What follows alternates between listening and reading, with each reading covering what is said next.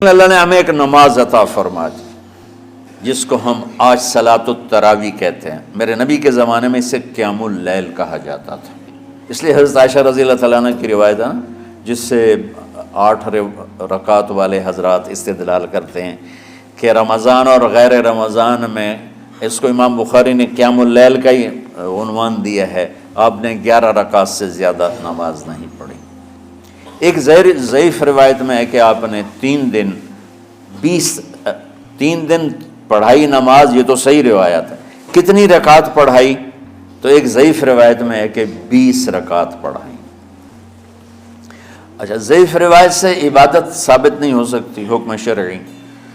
تو جب حضرت عمر رضی اللہ تعالیٰ عنہ نے سب کو، اب میرے نبی کے دور میں 3 دن کے بعد آپ تو آئے نہیں کہ کہیں فرض نہ ہو جائے، تو صحابہ اپنے طور پر قرآن سنتے تھے ٹولیوں میں۔ صدیقی دور میں 2 سال وہ فتنوں میں گزرا، تو اس میں بھی اسی طرح چلا کہ ٹولیوں میں ہوتے تھے۔ حضرت عمر رضی اللہ عنہ کے زمانے میں حکومت مضبوط ہو گئی، طاقتور ہو گئے، تو ابتدائی سالوں میں نہیں، چند سالوں کے بعد اب مسجد میں تشریف لائے تو لوگ اس طرح کوئی 4 ادھر 4 ادھر 5 ادھر 10 ادھر 20 ادھر، تو کہنے لگے ان کو ایک امام پہ جمع کر دیا جائے تو کتنا اچھا ہوگا۔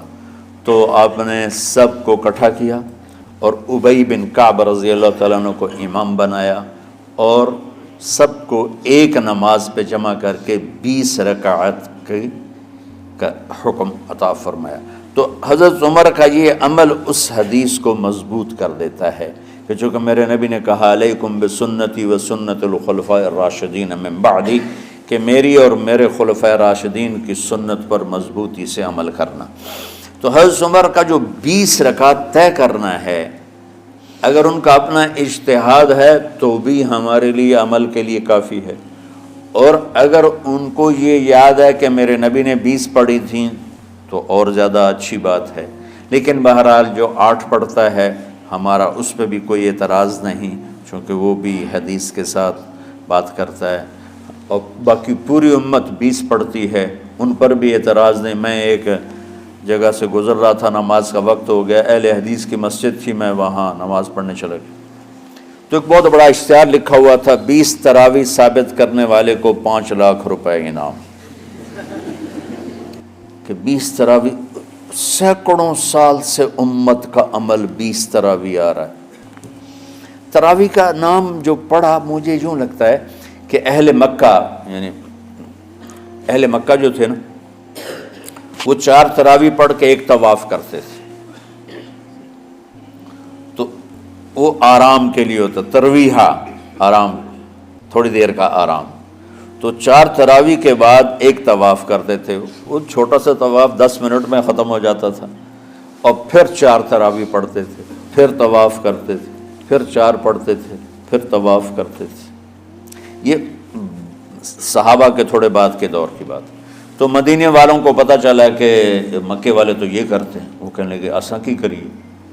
انہوں نے کہا اسی 40 تراویح پڑھیں گے، 40 رکعت، وہ 40 رکعت پڑھتے تھے۔ تو نوافل میں کوئی سختی نہیں کہ بھائی 8 سے زیادہ نہیں پڑھنی، بدعت ہو جائے گی، اور 20 پڑھنا بدعت ہے، یہ سب جہالت کی بات ہے۔ یہ 8 پڑھ رہے ہیں یہ غلط ہے، یہ بھی حماقت کی بات ہے۔ جو صحیح حدیث سے دلیل پکڑ کے کوئی عمل کرتا ہو تو بھائیو اس سے بحث نہ کیا کرو، مناظرہ نہ کیا کرو، یہ بہت نادانی والی بات۔ اور امت کا، خلق لاکھوں کروڑوں انسانوں کا ایک عمل پہ جمع ہونا، یہ بذات خود اس کی طاقت کی ایک دلیل۔ اور حرمین جب سے میرے رب نے حضرت عمر نے 20 رکعت شروع کی، آج تک وہاں بھی ساری مساجد میں 8 رکعت تراویح ہوتی ہے، لیکن حرمین کی مسجد میں 20 رکعت، ادھر بھی ادھر بھی۔ اور یہ جو وہ وہاں ختم قرآن پہ دعا نہیں مانگی جاتی، یہ کس کا عمل ہے؟ حضرت عثمان کا۔ حضرت عثمان نے اپنے دور خلافت میں تراویح پڑھانے والے سے کہا جب قرآن ختم کرو تو دعا کرنا۔ وہ کہنے لگے جی کیا دعا کروں؟ کہ جو تیرے دل میں آیا کرنا۔ تو ختم قرآن کی رات تراویح کی آخری رکعت میں من الجنت والناس کے بعد دعا کے لیے ہاتھ اٹھانا، یہ حضرت عثمان رضی اللہ تعالیٰ عنہ نے اس کو زندہ فرمایا۔ اور امام دعا کرتا تھا 1 منٹ 10 منٹ 20 منٹ جتنے بھی، اور پیچھے لوگ آمین کہتے تھے۔ وطر کی جماعت نہیں ہوتی تھی، وطر کو باجماعت حضرت علی رضی اللہ تعالیٰ عنہ نے شروع کی کہ وطر کو بھی باجماعت پڑھا جائے، تو یہ ان کی سنت ہے کہ وطر کو باجماعت پڑھا گیا۔ تو اب یہ لہٰذا یہ سارے سنت جو کام ان خلفۂ راشدین سے ہوا وہ بھی سنت ہے۔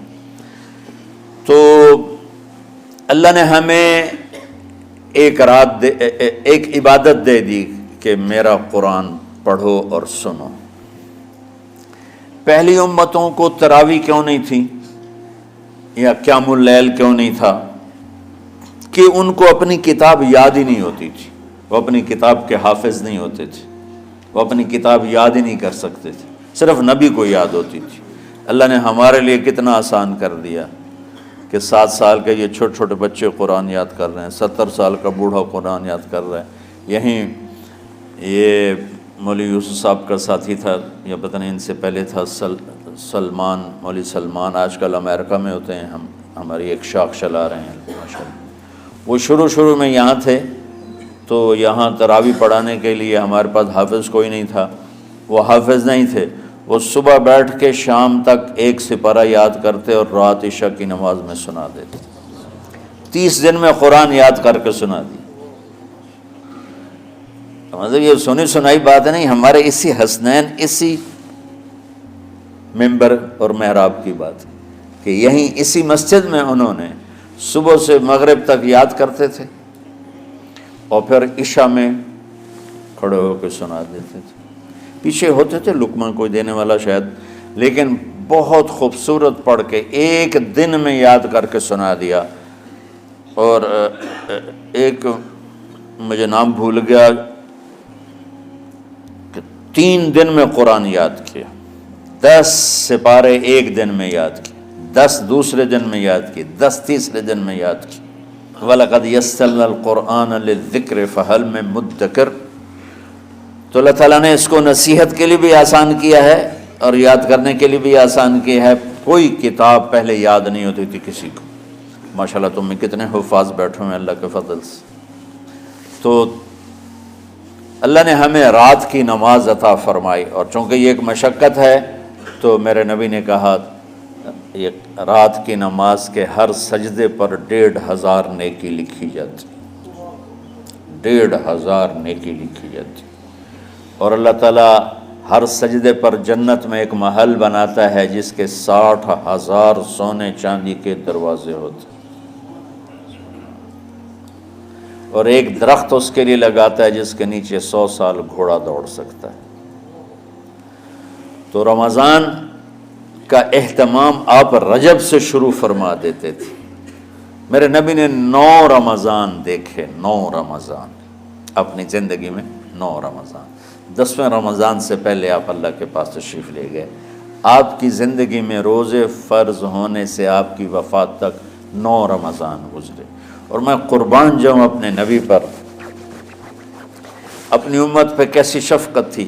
آپ سحری کھاتے تھے بالکل آخری وقت، ادھر بلال اذان دے رہا ہے اور ادھر آپ آخری لقمہ کھا رہے ہیں، اور ادھر سورج نیچے ہوا اور آپ کھجور منہ میں۔ ایک آدمی اوپر کھڑا ہوتا تھا مدینے میں تو وہ چھت پہ، گھر کی چھت پہ کھڑا ہوتا تھا، سفر میں ہے تو وہ کسی پہاڑی پہ کھڑا ہوتا تھا۔